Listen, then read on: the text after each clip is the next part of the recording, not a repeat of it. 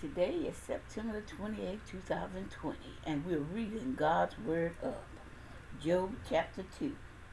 Again, that was a day when the sons of God came to present themselves before the Lord, and Satan came also among them to present himself before the Lord.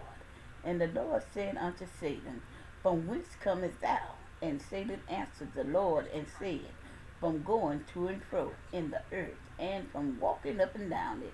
And the Lord said unto Satan, Hast thou considered my servant Job, that there is none like him in the earth, a perfect man, upright man, one that feareth God and escheweth evil, and still he holdeth fast his integrity, although thou movest me against him.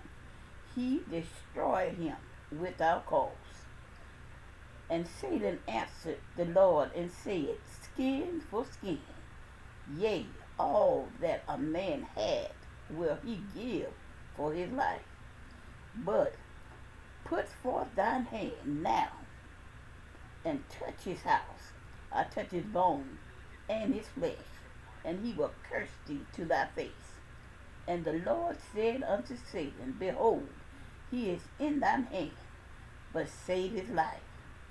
So went Satan forth from the presence of the Lord, and smote Job with a sore balls, from the sole of his foot to the crown of his head. And he took him a potsherd to scrape himself withal. And he sat down among the ashes. Then said his wife unto him, Dost thou still retain thy integrity? Curse God and die.